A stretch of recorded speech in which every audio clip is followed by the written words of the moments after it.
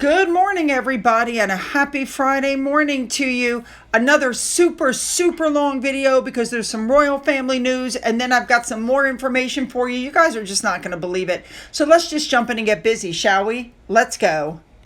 I'm starting off with this picture. Usually at the mailbox that is rented at the UPS store, whenever I get a package, I get a message. Well, I knew somebody had sent me something. I called them and they go, yeah, we have your package here. So I go walking in and there's 4 packages there, one of them from July. So I apologize to those people. I didn't know there was something waiting for me.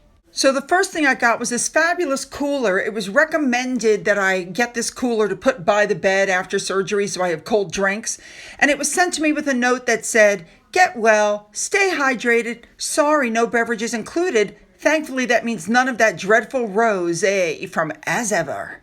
And a big thank you to Lynn for this. Oh, fabulous. All right, the next box came from Debbie. Came with a fabulous letter. Apparently, she found these items in a storage unit. They used to belong to her mother and her grandmother, and she inherited them, of course, and her family isn't interested in the royal family, and she knows how much I am, so she sent them to me. They're fabulous. Thank you so much. They have now joined the other items on the shelf, so Debbie, when you watch my videos, you should be able to see them. They'll be right behind me. Now, the third package came from Leona, Cat Mom, and she sent me this fabulous message. But Leona, let me tell you what happened. I opened the box and pulled out the most gorgeous cup that says As If. It's a cat cup. Unfortunately, it was broken out of the box.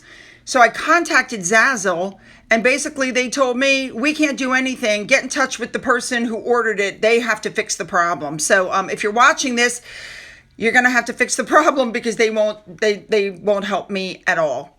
All right. The fourth one we're not going to talk about, and I'll explain why on another day. But right now, let's get into our royal stuff. We're going to start with Sarah Ferguson. She actually put a statement out on International Youth Day celebrating the, quote, remarkable individuals who are inspiring hope for the future. Now, this is coming out, as that book that was written about her and her husband is being serialized in the mail. Sarah has adapted the Don't Complain, Don't Explain mantra, which I think is excellent. Andrew should adopt that because apparently while he was out on a horse ride on his property, he found that speed bumps were being installed. And so he goes up to them and says, what the F are you doing now? And apparently ranted at the men. These are traffic slowing bumps, and they are put in all across the Windsor Great Park estate. This is being done for safety. I don't think it's Andrew specifically, but it's being reported he likes to drive his car out of the Royal Lodge quite fast. And so now he's peeved because one of the bumps is right at the gate out of his house. His rants and his foul language are well documented. We already heard in 2022, he screamed at some female gardener so badly that she refused to go back and work in his garden. We heard he called a palace staffer working there a effing imbecile for not referring to the late Queen Mother by her full title. Andrew can be very cruel to staff behind closed doors. His catchphrase for the royal staff was, quote, I want this done and I want this done now, do it. Oh, so in other words, he's like Meghan Markle. Moving on. Next up, Princess Catherine. It's the second installment of her Mother Nature series. Remember, she releases a video every quarter to coincide with the seasons. I wonder, okay, maybe I'm wrong, but I wonder if Meghan Markle knew that this was coming out, which is why she released the trailer of her show when she did. Anyway, here, watch this.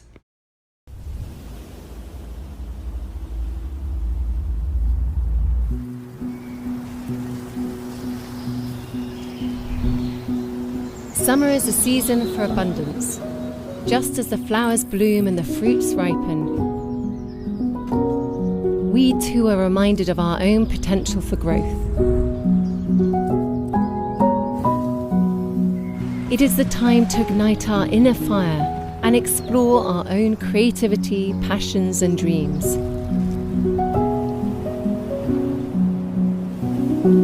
As we bask in the sunlit hours, friends and families come together, playing, connecting, being present.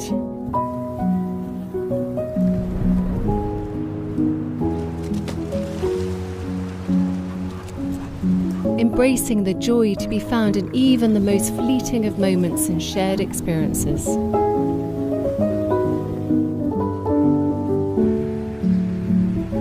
Our lives flourish when we cherish the bonds of love and friendship. So open your hearts, sing, dance, play.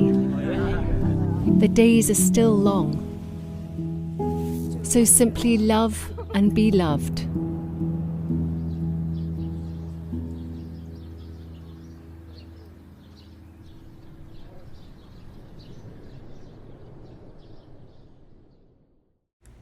God, I love that woman. Her stuff is just so, you know what I'm saying. She's not about commercialization. Okay, let's move on to our next story. All right, this next story is very interesting. Apparently, Grenada has decided to drop its oath of allegiance to King Charles. Several Commonwealth countries are exploring removing the king as their head of state. Barbados became a republic in 2021. I didn't realize that. So state officials in Grenada will no longer take the oath to the king or his successors. Instead, they're going to take the oath to their own country. This change was implemented last Friday while Caribbean nations were observing Emancipation Day, which commemorated the getting rid of slavery in the British Empire in 1934. Now, in 2023, Grenada's prime minister called for the nation to become a republic and remove King Charles as head of state. And as of last week, the oath is now made to Grenada instead of the king. You know, none of this was going on while the Queen was alive, and none of this was going on before Harry and Meghan started all of their crap. So, listen, the only place I won't ever step foot is Jamaica after the way they treated William and Catherine. All right, let's move on. All right, next up, our Harry Meghan stuff. Kendall Jenner apparently bought a $23 million mansion on 6 acres in Montecito. Now, she has a large real estate portfolio. It's a 15,000 square foot main house, horse stables, all of that. But they're saying that the reason that Meghan Markle sent that basket and was gifting the Ever brand stuff was because she's upping her PR tactics because one of the Kardashians is supposedly now her neighbor. Yeah, that doesn't surprise me.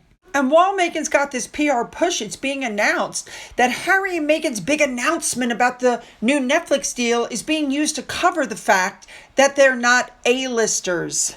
But what you guys have to keep in mind is Harry's not interested in the whole A-list star thing.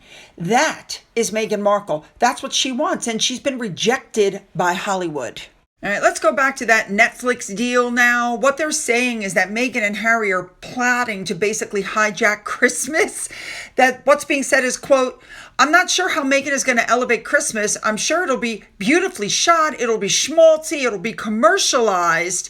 And they're going to basically hijack the birth of Jesus Christ to sell another bottle of rosé. Or another jar of fruit spread. Well, of course she is. And this time she'll probably have to shoot in her real home unless this was filmed at the same time in her fake home. You know, as far as her Christmas special goes, which of course is going to compete, she thinks, with Catherine's, Christmas special at Westminster Abbey Together at Christmas, what all of this shows is that their novelty has faded. People did notice this time around that there was no Harry in the trailer, that it doesn't appear Harry or the kids are going to be in this series, probably because she's holding them back for Christmas. So instead, she puts up this picture of the palm trees and everybody's going, oh, well, that's Meghan paying tribute to Harry. Are you kidding? That's just Meghan putting up a picture because she hasn't been posting anything on her personal Instagram and she needed to do something. Now, celebrity chef James Stockton, we've spoken about him before. He was asked to be on the Netflix show. He said, no, I don't want to be associated with that. Then the Sussex Squad attacked him. He came out and he had something to say.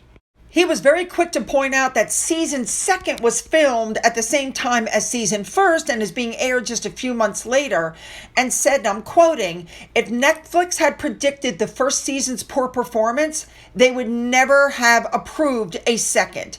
Anyone in the TV industry knows it's more cost effective to shoot 1, 2, or even 3 seasons back to back, but I don't believe there's any real momentum, and the ratings clearly reflect back. He said, honestly, I'd be embarrassed by the numbers and the ratings. It didn't even rank in Netflix's top 300 show, and it's truly reflective of Meghan's star appeal, and frankly, it's embarrassing. As for the Christmas special, he said it's just going to be the same dull nonsense because no amount of money can buy you a real personality and no amount of money can manipulate people.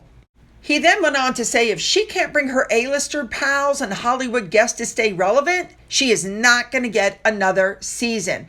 He said, this show makes the program feel gimmicky, and if relying on star power is needed to boost the ratings, and I don't understand why they don't aim for a more genuine approach, a more human side instead of the current format, because it's difficult for an audience to connect with, and it ultimately drives people away. Well, he's exactly right. And that opinion is reflected in the down votes, as you can see from the Netflix show. More downs than ups. Now, going back to talk about the actual Netflix deal, one of the projects that's coming up is that short documentary we've heard about the African orphanage in Uganda. It's home to the Masaka Kids, which is a dancing troupe of children aged 2 and above. They've made big stars out of themselves online. I've shown you that already. The group's story forms the foundation for the movie titled Masaka Kids, A Rhythm Within. And that is going to be part of Harry and Meghan's new downgraded Netflix contract, if you can believe this. However, social media users are criticizing Harry and Meghan, who both have producer credits on the documentary, for belittling the subject in the press release from Archwell. Because according to the joint statement they put out, the film goes beyond the viral videos to reveal a vibrant, one-of-a-kind community where orphan children transform hardship into joy, dancing their way towards healing, blah, blah, blah. But it was more meme word salad is what people said. And this statement trivializes the hardships of others for self-glorification. I mean, what they're doing is monetizing the hardship of others while at the same time drawing parallels to their own lives because they always have to overcome challenges by creating moments of joy and celebration, blah, blah, blah. But the comment that I loved was one that said, watch these two try to turn hardship into a TikTok dance trend. They're not healing wounds. They're selling tickets to the spectacle. Please tell Netflix to hire crisis consultants and just stop. Because the reality is people are paying for Netflix are not looking for Ugandan orphans. That's a program better suited for PBS. I completely agree. Now, with all this, Meghan Markle put up some pictures of some cookies. Yeah, look at that attention to detail. Terrible. Then she put up a video. Now, what got me about this video, first of all, if you look in the upper left, she's written as ever in the cookies. Number 2, you see the tea bag is still sitting in the tea with little bits that have escaped from the tea. This is supposed to make you want to run out and make these cookies, but here's what I see. If you're going to sit outside, maybe you should make sure there's not ants and bugs crawling all over the cookies, probably from the flowers and the leaves you see on the left side. She plucked them from the garden. There were ants on them. Ew. Now, I want to look now at some of the guests that are going to be on the show. The first up I'm looking at is this Jay Shetty guy. He claimed he was a monk for 3 years and he gave up monkhood to write and create with purpose. Well, at some point, Esquire magazine decided to do a piece on him and they started, digging into his background. Now, remember, his knowledge is based off of his studies on religion, and he told everybody he went off to study with the monks for 3 years, and after having a monk come to his university and speak there. This guy has claimed that happened when he was 18, then 22, then 21. He can't keep his story straight. Then somebody he dated stepped up and said, you remember how he said he dropped everything and he went to India for 3 years to study? Well, come to find out, he actually lived as a monk in London. And first of all, when you're a monk, you're supposed to be celibate, and he obviously was not. He's also been hit with accusations of plagiarism coming from other people's YouTube and Instagram videos. Wow, this guy is sounding more and more like Meghan Markle. And remember how Harry's at Better Up doing the life coaching? Well, come to find out, This guy was offering the Jay Shetty Certification School. That's right, where for $7,400 a term, you could take a self-help course that gives you a master's degree in life coaching. It turns out the school's accreditations are questionable at best. Several universities were listed on the website as accepting his master's degree, but when the person doing the article actually called these universities, they said, no. One of the universities in the UK put out their own statement. So do I think he's perfect for this show? Yes, because he's just like Meghan Markle. He's a liar and a plagiarizer and a scam artist. Now, do you see the lady to his right standing there? Well, that's his wife, Radhi Devlukia, who was also on the show. I don't want to do a deep dive on her. I'm just saying, birds of a feather. Then you've got Tan France, who's on Meghan's show, who was accused of getting one of his co-workers fired. That's right, he denies it, and they've come up with a bunch of excuses, but yeah. So how did he end up on Meghan's show? Well, come to find out, he worked for Netflix on one of the shows. As a matter of fact, David Chang, all these other people, all these other chefs that we've never heard of, are all affiliated in one way or another with Netflix. Every single one of them. They either have their own show or they appear on a Netflix show. So I think Meghan couldn't get anybody for her show. So I think Netflix reached out to these people who had been affiliated with them and said, listen, we really need you. Could you come on this show? And that's how she got the people that are actually on there. Now, we're going to go back really quickly to Chrissy Teigen, because I wasn't able to give you all of the bullying information. So let's just jump in on that. Here's what happened. Kim Kardashian went to a basketball game and put her purse on the floor that was worth $40,000, and people absolutely went nuts. She told these people to shut the you-know-what up and told them they should go move to Kensington Palace because, that's where the nuts live. Essentially, Chrissy Teigen put out a message saying, thank you to everybody. You've been my world for 10 years, but I got to go. And she claimed that she was being bullied online. This is back when we first found out about Courtney Stoddard, because this was at the time when she stepped forward and said she'd been bullied. She said, quote, what a shame it's too negative for her, and then proceeded to put up tweets that clearly show Chrissy Teigen saying things to her like, you should remove yourself from this earth. You should take a dirt nap. I mean, some of the most disgusting things you could say to another human being. And of course, messages were all sent in DMs privately as so not to spoil Chrissy's public persona. Well, all of this bullying of Miss Stoddard, who, by the way, sees herself as non-binary, just as an FYI, this really put her in a bad mental health place. She said she felt very lonely and alone. Chrissy said, I was a immature, attention-seeking troll, and I feel terrible about the things I said to Courtney and the way I made her feel. Backlash did not stop, and with that, Chrissy Teigen put out another apology and said, and I want to apologize to anybody else that I might have bullied online. And we've already covered the numerous people she bullied over numerous years.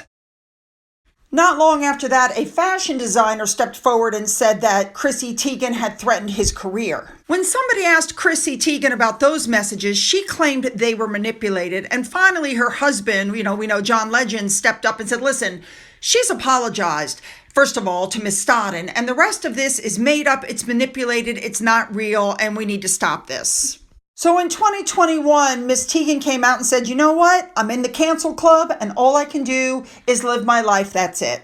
In July of 2021, Miss Stoddard stepped up and said, I still have not received any kind of direct apology, not a DM, nothing from Chrissy Teigen.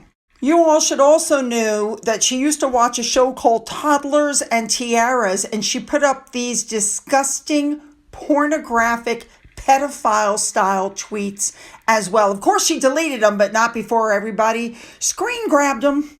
So here's my point. Chrissy Teigen is a bully. She claims that she's reformed. Then we found out she bullied a fashion designer. She claims that was untrue.